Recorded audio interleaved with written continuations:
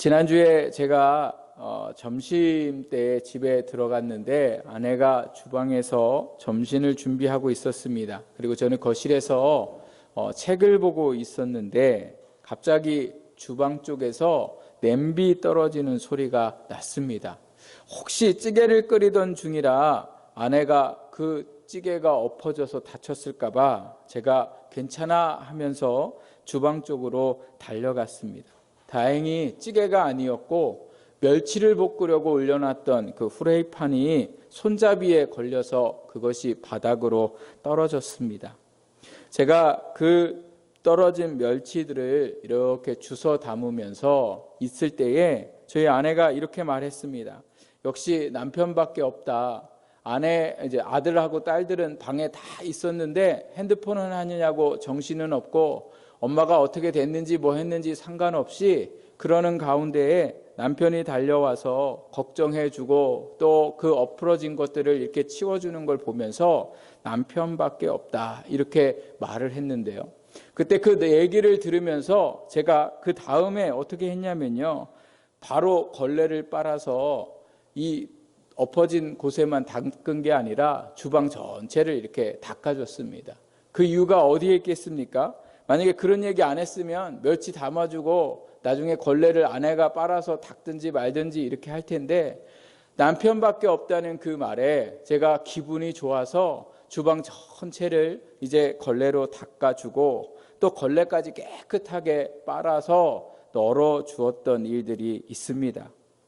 아내가 그런 말을 안 했으면 저는 그냥 그렇게 그 자리에서 돌아섰겠지만 남편밖에 없다는 그 말에 제 마음이 좋아지고 그러다 보니 제가 더 많은 일들을 할 수가 있었습니다. 사람은 어떤 말을 듣느냐에 따라 달라집니다. 좋은 말을 들으면 힘이 나고 나쁜 말을 들으면 힘이 났다가도 그 힘이 사라져 버립니다. 사랑하는 여러분은 어떤 말을 듣고 싶습니까? 또 어떤 말을 들으면 힘이 나십니까? 제가 오늘 하나님께서 주신 말씀을 통해 저와 여러분에게 용기를 주는 말씀을 드리려고 합니다. 이 말씀을 들으면 힘이 나고 어려움 중에도 심지어 죽을 것 같은 상황에도 살아갈 용기를 얻게 됩니다. 그 말은 바로 하나님의 음성입니다. 하나님의 한마디의 말씀이 사람의 천마디와 만마디의 말보다 사람을 변화시키고 능력 있는 사람으로 살게 하는 것이 바로 하나님의 음성입니다. 우리에게 주신 말씀을 보면 오늘 하나님의 음성을 듣고 힘이 난 사람을 볼 수가 있습니다. 그 사람은 사도 바울입니다. 사도 바울은 복음을 전하다가 오늘 우리가 읽은 말씀에 보니까 고린도 지역에 이르렀다 이렇게 말씀하고 있는 것을 보게 되고 1절에 또 보니까 고린도 지역에 있기 전에는 아덴이라는 곳에 있었음을 말씀하고 있습니다. 사도 바울은 아덴이라는 곳에 머물러서 그곳에서 복음을 전했는데요. 그 아덴이라는 곳에는 특별히 누가 많았냐면 당대의 철학자들도 많았고 수많은 지식인들이 모여있던 곳이 바로 아덴이었습니다. 그곳에서 바울이 그들에게 복음을 전했는데 놀랍게도 그들이 복음을 받아들이지 않고 복음 전하는 것을 실패하였습니다. 또한 상황이 어떻게 변했냐면 로마 황제가 유대인들을 미워하여 로마 지역에서 모든 유대인들을 쫓아내는 시기였습니다. 복음을 전했는데 복음에 실패했고 또 더 이상 로마가 관리하고 있는 나라들에 머무를 수가 없어서 바울은 고린도 지역까지 어쩔 수 없게 내려오는 상황이었습니다. 이러다 보니 바울이 육체적으로도 그랬고 영적으로도 많이 지쳐 있었습니다. 이러한 가운데 고린도 지역에 나와서 복음을 전하려고 보았더니요, 고린도 지역은 보통 도시가 아니었습니다. 음란한 도시였고 우상을 많이 섬기는 도시였고 문화가 너무도 퇴폐했던 곳이 바로 고린도 지역이었습니다. 한마디로 복음 전하기가 쉽지 않는 도시가 바로 고린도 지역이었습니다. 우리가 읽은 이 말씀 1절에서 8절 말씀을 보면 심지어 유대인들이 바울이 전하는 복음을 방해하고 핍박했던 것을 볼 수가 있었습니다. 이 말씀을 보면요, 바울이 방해하고 핍박하는 유대인들을 향하여 얼마나 담대하게 그들을 대적하고 있는지 모릅니다. 오히려 그들에게 막 큰 소리 치면서 그들을 저주하고 있는 모습들도 보이지만, 사실은 고린도전서 2장 3절 말씀에 보면 바울이 이 고린도 지역에 있을 때의 심정이 어떠했는가를 기록하고 있는데요, 그 심정을 이렇게 기록하고 있습니다. 약하고 두려워하고 심히 떨었다. 또한 오늘 우리가 읽은 9절 말씀에 보면요, 예수님께서 바울에게 나타나셔서 뭐라고 말씀하고 계시냐면 두려워하지 말라, 이렇게 말씀하고 계십니다. 두려워하지 말라고 하는 말씀은 바울이 두려워하고 있었음을 알 수 있습니다. 사람들 앞에는 강한 척했고 사람들 앞에서는 괜찮은 척했지만 사실 바울은 두려움 속에 고린도 지역에 머물러 있었습니다. 유대인들은 바울을 대적하고 위협하고 고린도에 살고 있는 사람들은 전혀 복음을 들으려고 하지 않았던 상황에 바울에게는 두려움이 찾아왔고 아덴에서 떠나온 것처럼 고린도를 떠날 생각까지 했던 상황이 오늘 우리가 읽은 18절 말씀의 상황입니다. 그런데 오늘 이 18절에 나와 있는 바울의 이 두려워하는 모습들은요, 사실 우리가 알고 있는 바울의 모습과 전혀 다릅니다. 사도행전 16장 말씀에 보면요, 바울이 복음을 전하다가 억울한 누명을 쓰고 죽을 정도로 매를 막는 사건이 일어나게 됩니다. 그리고 나서 빌립보 감옥의 깊은 곳에 갇히게 됐는데 기절해서 일어나자마자 한 것이 무엇입니까? 하나님 앞에 기도하고 찬양하고 심지어 옥문이 열렸음에도 불구하고 도망가지 않았다가 그곳에서 어떻게 했습니까? 그곳을 지키던 간수까지 구원시킨 사람이 누구예요? 사도 바울이죠. 사도 바울과 두려움, 어떻게 생각해 보면 전혀 맞지 않는 모습입니다. 그런데 오늘 어떻게 된 일인지 사도 바울은 감옥에 있을 때에도 심한 매를 맞았을 때에도 전혀 두려워하지 않았지만 오늘 18장 말씀해 보면 매를 맞은 것도 아니고 단순히 유대인들이 방해하고 고린도 성도들이, 고린도에 있는 사람들이 바울이 전하는 복음을 듣지 않는 그 상황 때문에 바울은 심히 두려워하고 있는 것을 볼 수가 있습니다. 사람은 언제 두려워할까요? 길이 보이지 않을 때에, 또 아무리 애쓰고 수고해도 방법이 더 이상 없을 때에 사람은 두려워합니다. 오늘 우리가 살아가는 이 현실이 지금 이러한 상황에 머물러 있습니다.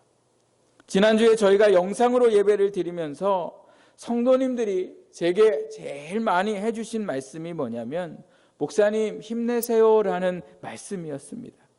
저는 괜찮다고 생각하는데 성도님들이 보시기에 제가 이 영상으로 보여지는 게 힘들어 보이는지, 아니면 이 상황이 지금 이렇게 성도들이 교회도 못 오고 이러는 가운데 있어서 힘들다고 생각하셔서 그런지 제가 전화드린 우리 성도님들을 이 이야기를 들으면서 오히려 저는 그분들을 위로하려고 전화를 드렸는데 그분들이 저에게 목사님 힘내세요라는 말씀을 하시는 것을 보면서 우리가 지금 처해 있는 상황들이 이러한 상황에 있구나 하는 생각을 하게 되었습니다.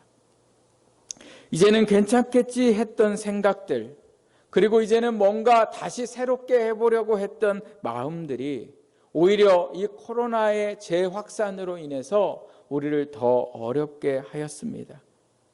교회에 달려가 찬양하고 예배드리고 싶은 그러한 상황도 우리에게 있지만 정부의 방침과 또 여러 가지 이 재발의 염려 때문에 교회에 와서 예배를 드릴 수 없는 우리의 영적인 상황도 있고 경제적으로도 얼마나 많은 힘든 가운데 있는 상황인지 모릅니다.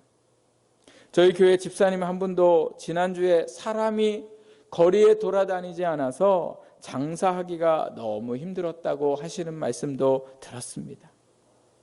또한 오늘 우리가 언제 두렵고 힘듭니까? 정말 열심히 살았는데 그 열심이 아무 소용이 없게 느껴질 때에 지치고 두렵게 됩니다. 합격을 위해 열심히 공부했는데 불합격될 때에 지치고 힘들고, 어떻게든 사람과 좋은 관계를 유지하고 싶은데 그 사람이 오해하고 그 사람이 내 뜻을 오해해서 받아들이지 않을 때에 그때도 지치고 힘들 때가 많습니다. 저는 교회가 이 시대에 비춰지는 현실 속에 그 모습을 보면서 참으로 지치고 두려운 생각이 들게 되었습니다. 사람들에게 희망을 주고 소망을 주어야 할 교회가 지금 어떤 교회가 되었습니까?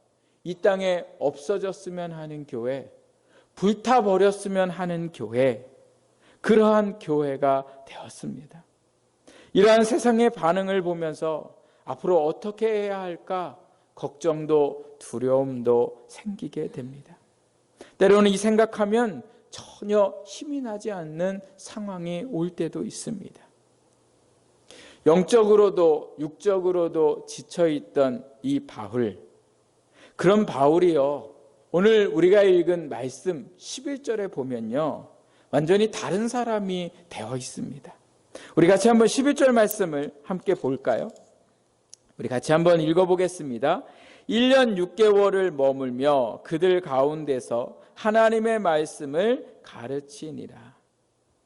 11절 말씀 전에는 지치고 두려워서 고린도 교회에 더 이상 머물고 싶지 않았습니다.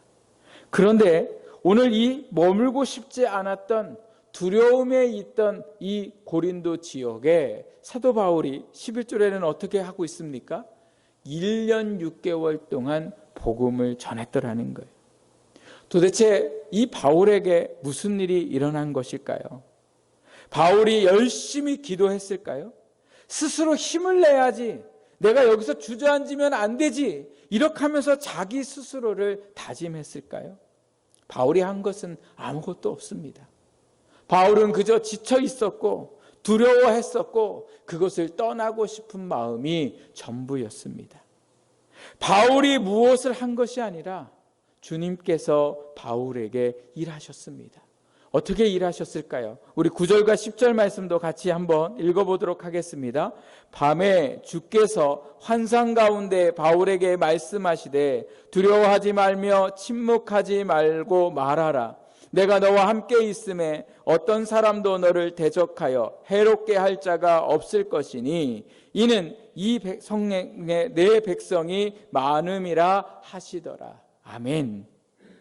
바울이 한 것은 아무것도 없고 하나님께서 지쳐있는 바울에게 밤중에 환상 가운데에 찾아가셨습니다.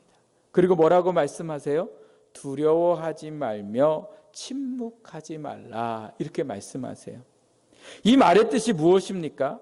사람들이 내가 전하는 복음을 듣지 않아도 어떤 위협과 방해가 있어도 포기하지 말고 복음을 전하라는 말씀입니다. 이렇게 말씀하시는 이유가 어디 있습니까? 10절 말씀에 보니까 내가 너와 함께 있음에 라고 말씀하세요. 여러분 말씀을 잘 보세요. 앞으로 내가 너와 함께 있겠다라는 말씀이 아니라 뭐라고 말씀하고 계세요? 너와 함께 있다고 말씀하고 계세요. 지금 너와 함께 있다고 말씀하시는 거예요. 지쳐있고 두려워하고 떠나고 싶은 그 상황에도 하나님은 여전히 바울과 뭐하고 계신 거예요? 함께 있다고 말씀하셨더라는 겁니다. 여러분 여기서 우리가 잠깐 18장에 두려워하고 있던 바울과 제가 좀 전에 말씀드렸던 16장의 빌립보 감옥에서 수많은 매를 맞고 지쳐 기절했던 그 바울과 그 상황을 잠시 생각해 보려고 합니다. 두려울 상황으로 생각하자면 16장의 바울과 18장의 바울이 어디에서 두려워했을까요? 16장의 바울이 두려워해야 합니다. 수많은 매를 맞고 몸도 마음도 만신창이가 되었고 깊은 감옥에서 언제 풀려날지 모르는 그러한 다급한 상황이 오히려 바울을 두렵게 하고 바울을 지치게 하고 이래야 되죠. 그런데 놀랍게도 16장에는 그 상황에서도 바울은 뭐예요? 기도하고 찬양했더라는 거예요. 18장은요, 매도 맞지도 않았어요. 누가 그를 괴롭게 하지도 않았어요. 단지 사람들이 방해하고 복음을 전해도 듣지 않고 그러한 상황이었는데 왜 16장에는 두려울 상황에 두려워하지 않고 18장에는 16장의 상황보다 더 위급하고 다급한 상황이 아니었음에도 불구하고 바울은 지쳐있고 두려워했을까? 정답은 하나님이 함께하고 계심을 믿고 함께하고 계심을 믿지 못했기 때문에 그렇습니다. 16장에는 하나님은 빌립보 감옥에도 나와 함께 계시는 하나님이심을 믿었기 때문에 그곳에서 뭐 할 수 있어요? 찬양하고 기도할 수 있었다는 거예요. 그러나 18장에는 이러한 답답하고 괴로운 상황에 하나님이 자신과 함께 계심을 뭐예요? 잊어버리고 믿지 못했다는 거죠. 그것을 어떻게 알 수 있습니까? 하나님이 찾아오셔서 바울에게 하신 말씀의 첫 번째가 뭐예요? 두려워하지 말라. 그러면서 하신 말씀이 뭐예요? 내가 너와 함께 있다라고 말씀하셨다는 거예요. 바울은 이 어려운 상황 속에 하나님이 함께 계심을 잃어버렸습니다. 믿지 못했습니다. 그래서 인간적인 힘으로 해보려고 하고 인간적인 노력으로 해보려고 하다 보니까 막히고 안 되니까 뭐예요? 지친 거죠. 그러한 바울에게 하나님께서 내가 너와 함께 있다라고 말씀하셨습니다. 그리고 하나님이 하신 말씀이 또 무엇입니까? 이 백성 중에 내 백성이 많음이라 이렇게 말씀하세요. 바울이 인간적으로 생각했을 때는요, 복음을 전해도 복음을 받아들이지 않는 그 고린도 지역의 사람들을 보면서 안 된다고 생각했어요. 아, 복음을 받아들일 사람이 없구나. 하나님이 예배하신 사람이 없구나. 이렇게 생각했는데 하나님은 뭐라고 말씀하세요? 다시 보라는 거예요. 이 백성 중에 이 상황 사람들 중에 하나님이 선택한 사람이 심지어 뭐예요? 많다고 말씀하신 것을 볼 수가 있습니다. 하나님의 함께 계심을 알지 못할 때는 두려운 사람들이었고 복음을 전해도 복음을 받아들이지 않을 사람이었지만 하나님이 함께 있음을 믿을 때에 어떤 일들이 일어납니까? 그 지역에 하나님의 백성이 많다는 말씀이 믿어지고 보이는 사람마다 저 사람이 하나님이 예비하신 사람으로 바울에게 보이기 시작했기에 오늘 우리가 읽은 11절 말씀에 보니까 뭐예요? 1년 6개월 동안 복음을 전하고 가르치는 일들을 할 수가 있었더라는 거예요. 두려웠던 바울, 지쳐있던 바울을 변화시킨 것은 하나님의 음성이었고 그 하나님의 음성 중에 뭐예요? 내가 너와 함께 있음에라는 그 하나님의 말씀이었습니다. 그러면서 하나님께서 무슨 말씀을 하십니까? 어떤 사람도 너를 뭐예요? 해하지 못하게 하겠다 이렇게 말씀하고 있습니다. 괴롭히는 사람도 있고 방해하는 사람들도 있지만 그 사람들로 인해 너가 낙심하지 않게 하고 너를 그 안에서 보호하고 너를 지킬 것을 하나님이 말씀해 주셨습니다. 그리고 사도 바울은 이 하나님의 말씀을 확신하고 믿었고 그 확신하고 믿는 상황 중에 1년 6개월을 고린도 지역에서 복음을 전하고 그곳에 고린도 교회가 세워지고 수많은 사람들이 예수님을 믿고 구원을 받는 역사가 일어나고 그뿐 아니라 고린도 교회를 통하여 주변의 어려운 교회들에게 선교 헌금을 하는 놀라운 교회로 성장하는 일들이 일어나게 되었습니다. 사랑하는 여러분, 하나님은 이 시간 이 말씀을 통하여 우리에게도 말씀하고 계십니다. 사도 바울에게 환상 중에 찾아오셨던 주님은 오늘 이 예배 가운데에 오늘 우리에게 주신 이 말씀 가운데에 우리에게 찾아오셨습니다. 그리고 이 어려운 형편 속에 걱정하고 염려하고 두려워하고 있는 저와 여러분에게 동일하게 말씀하고 계십니다. 무엇이라고요? 내가 너와 함께 있다. 그러니 두려워하지 말아라. 그리고 우리에게도 동일하게 침묵하지 말라고 말씀하고 계십니다. 바울에게 침묵하지 말라는 것은 두려워하지 말고 복음을 전하라는 말씀입니다. 그럼 우리에게 침묵하지 말라고 하시는 말씀은 무엇일까요? 걱정하고 염려해서 지금 포기했던 일들, 내가 포기하다 보니까 할 수 없는 것은 못하지만 할 수 있는 것은 해야 되는데, 오늘 우리는 포기하면서 할 수 있는 것까지 뭐예요? 그만둘 때가 얼마나 많은지 모릅니다. 침묵하지 말아야 합니다. 세상이 어렵다고 해서 영적으로도 육적으로도 게을르지 말아야 합니다. 여전히 동일하게 우리가 해야 할 일들을 해야 합니다. 오늘 우리가 교회에 나와서 예배 드릴 수는 없지만 오늘 우리의 있는 가정에서 하나님 앞에 예배 드려야 하고, 오늘 우리가 있는 장소에서 하나님 앞에 기도해야 합니다. 하나님의 말씀을 읽어야 하고 수시로 하나님을 찾는, 오늘 침묵하지 않는 오늘 우리의 인생이 되어야 합니다. 내가 가게를 가든 내가 직장을 나가든 오늘 일할 것이 없다면 주변이라도 깨끗이 청소하고 다음 일할 것들을 준비하고 내가 무엇을 해야 할까를 내 자신을 살피면서 멈추지 않고 침묵하지 않고 하나님이 오늘 내게 맡기신 그 일들을 행하며 나아가는 오늘 우리의 신앙의 삶이 되어야 합니다. 그것이 바로 뭐예요? 침묵하지 않는 삶이라는 거예요. 오늘 우리가 이렇게 할 수 있는 이유가 어디에 있습니까? 하나님이 우리와 함께 계시기 때문에 그렇습니다. 나는 아무것도 할 수 없지만 하나님이 함께 계심에 이 말씀을 믿는다면 우리는 아무거나 할 수 있는 그러한 사람이 될 수 있습니다.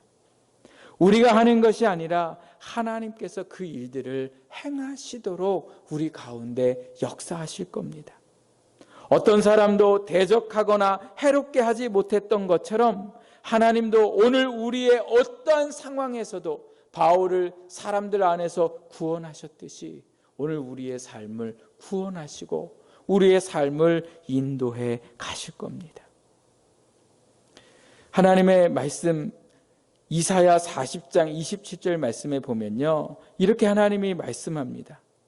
야곱아, 내가 어찌하여 불평하며 이스라엘아, 내가 어찌하여 불만을 토로하느냐?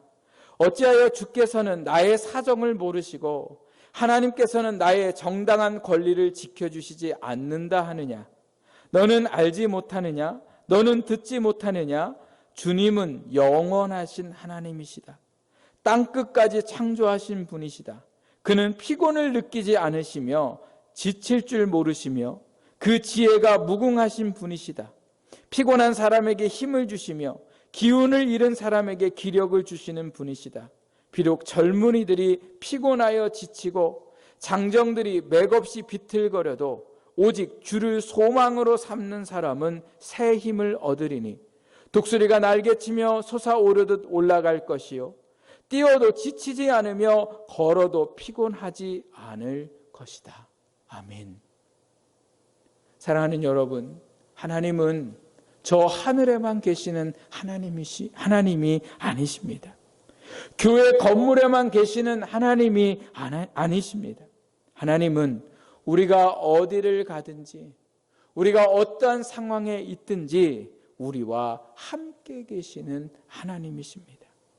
그 하나님이 성령님으로 우리에게 오셔서 지금도 우리 마음에 함께 계십니다. 그리고 우리의 연약함을 도우시고 오늘 연약한 우리를 위해 간구하시는 분이 바로 성령 하나님이십니다. 그 하나님이 우리 가운데 함께 하십니다. 그런데 어떤 분들이 묻습니다. 그러면 그 함께 하신 분이 계신데 내가 왜 두려울까요? 여러분, 우리가 왜 두려울까요? 하나님이 우리와 함께 계심을 믿지 못하기 때문에 그렇습니다. 그 하나님이 내 앞길을 인도하시고 나를 구원하실 것을 믿지 못하기 때문에 그렇습니다. 저희 딸 아이가 다른 병원은 잘 가는데 치과는 잘 가지 않으려고 합니다. 왜 그래요? 치과는 어른도 가기가 참 무섭습니다. 그런데 그 가기 싫어하는 치과에 가서 치료를 잘 받는 비결이 하나 있는데 그게 무엇이냐? 치료를 받는 동안 엄마의 손을 붙잡고 있으면 마음이 평안해져서 치료를 잘 받습니다. 상황은 엄마의 손이 내 손과 맞잡아 있다는 것밖에 달라진 것이 없습니다.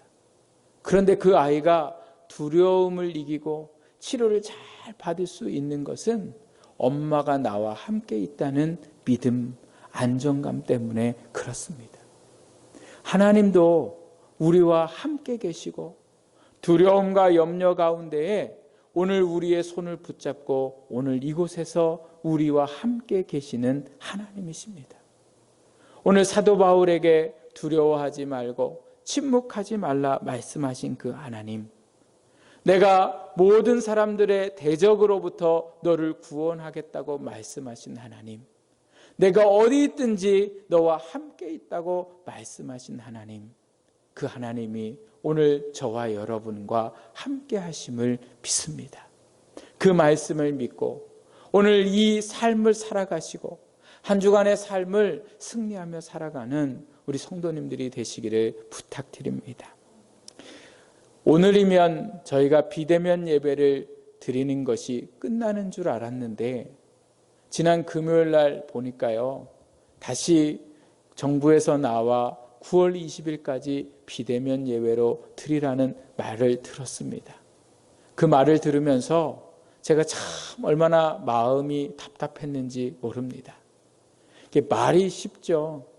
저 카메라를 바라보고 예배를 드리고 수요일은 저희 이제 아내와 또 저희 딸하고 이렇게 카메라 놓고 예배를 드리는데 이게 참 설교도 안 되고 설교 안 되는 것도 둘째치고 성도님들을 뵐 수 없고 여러 고민과 걱정과 염려가 저에게 찾아왔습니다.